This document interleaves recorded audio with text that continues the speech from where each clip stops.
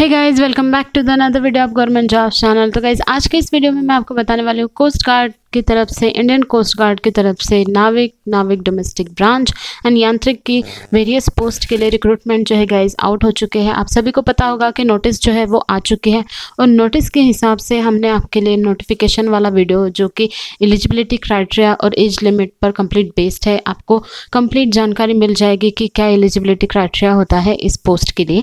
तो अगर आपने वो वीडियो अभी तक नहीं देखा है तो आप देख सकते हैं। और आज की इस वीडियो में इसी पोस्ट के बारे में जो सिलेक्शन क्राइटेरिया होता है उन सभी के बारे में आपको बताने वाली हूँ, क्योंकि गाइज 2 जुलाई 2021 से आपके फॉर्म फिलिंग का जो डेट है वो स्टार्ट होने वाला है, यानी कि 16 जुलाई 2021 तक आप फॉर्म फिलअप कर सकते हैं। यानी कि जो भी कैंडिडेट एलिजिबल है या फिर इंटरेस्टेड है इन इंडियन कोस्ट गार्ड की पोस्ट में काम करने के लिए, तो आप 2 जुलाई से फॉर्म फिलअप कर सकते हैं। 16 जुलाई तक आपका लास्ट डेट हो सकता है।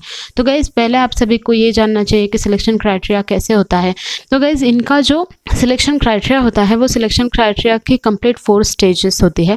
4 स्टेप्स में कंप्लीट सिलेक्शन होता है। तो आपको पता होना चाहिए कि स्टेज 1 जो है वो रिटन एग्जामिनेशन होती है, यानी कि जितने भी कैंडिडेट्स ने फॉर्म फिलअप किया है, फॉर्म के लिए मतलब ये पोस्ट के लिए अप्लाई किया है, उन सभी कैंडिडेट के एडमिट कार्ड आ जाने के बाद उन्हें रिटन एग्जामिनेशन के लिए बुलाया जाता है। रिटन एग्जामिनेशन जो होता है गाइज, आपने जिस पोस्ट के लिए फॉर्म अप्लाई किया है, यानी कि जिस पोस्ट के लिए आप अप्लाई कर रहे हैं उस पोस्ट के हिसाब से आपकी एग्जामिनेशंस होती है।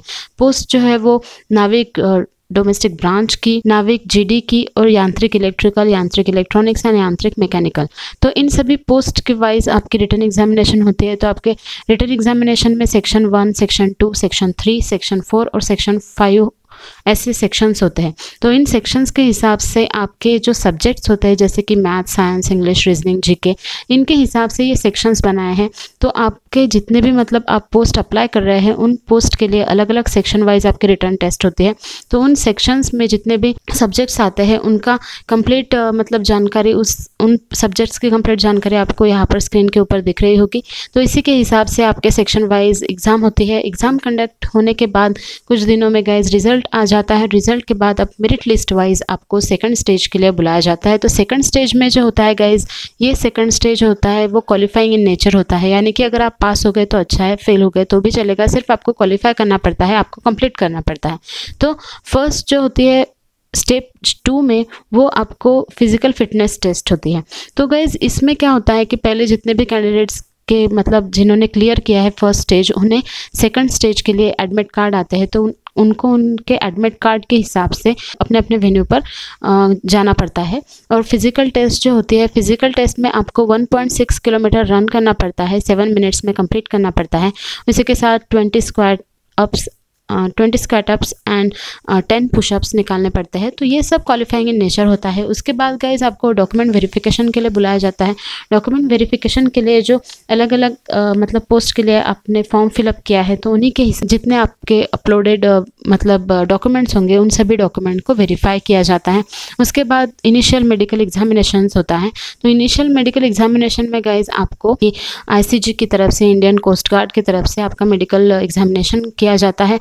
और उसके बाद स्टेज 3 के लिए आपको बुलाया जाता है। जिन किसी कैंडिडेट्स के परफॉर्मेंस जो है वो स्टेज 1 एंड स्टेज 2 के बहुत अच्छे हैं, उसी के साथ मेरिट लिस्ट वाइज उनको मतलब वो प्रिपेयर्ड है और ये एडमिट कार्ड उनको भेजा जाता है स्टेज 3 के लिए। जिन्होंने भी फर्स्ट स्टेज और सेकंड स्टेज क्लियर किया है उन्हें उनके परफॉर्मेंस वाइज, उनके मेरिट लिस्ट वाइज उन्हें स्टेज 3 के लिए बुलाया जाता है, जो कि होता है मतलब INS चिल्का पर।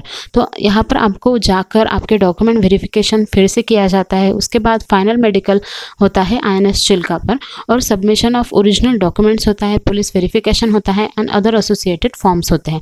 तो आपको ये कंप्लीट मतलब जानकारी दे रही हूँ मैं, तो ये कंप्लीट जेन्युइन जानकारी है गाइज। ये मैंने उन्हीं के जो ऑफिशियल नोटिफिकेशन है वहाँ से आपको दे रही हूँ। तो ये स्टेज 3 में आपको सिर्फ और सिर्फ डॉक्यूमेंट वेरिफिकेशन के लिए फिर से बुलाया जाता है। आपके कंप्लीट डॉक्यूमेंट्स फिर से चेकआउट किए जाते हैं। है INS चिल्का पर, वहीं पर आपका फाइनल मेडिकल भी होता है और उसके बाद जो आपके ओरिजिनल डॉक्यूमेंट्स होते हैं, पुलिस वेरिफिकेशन होता है, वो किया जाता है। उसके बाद गए स्टेज 4 में डायरेक्टली आपको मेरिट लिस्ट वाइज आपके जो मतलब जितने भी वैकेंसीज उन्होंने बताई है, उन वैकेंसीज के हिसाब से ट्रेनिंग के लिए INS चिल्का पर भेजा जाता है। और ट्रेनिंग के बाद आपको आपके जितने भी पोस्ट मतलब जहाँ जहाँ पर वैकेंसीज है, रिक्रूटमेंट खाली है, वहाँ पर आपको रिक्रूट कर लिया जाता है। तो ये कंप्लीट जानकारी है स्टेज 4 तक गए। तो ये सिलेक्शन क्राइटेरिया जो है, ये कंप्लीट सिलेक्शन क्राइटेरिया उन्होंने अपने ऑफिशियल नोटिफिकेशन में ही बताया है।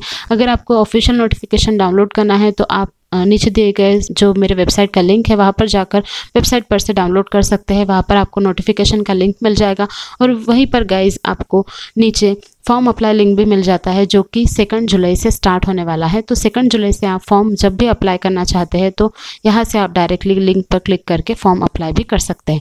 तो ये कंप्लीट जानकारी थी गाइज ICG की, यानी कि इंडियन कोस्ट गार्ड की तरफ से जो अभी भर्तियाँ आउट हुई है उनके बारे में।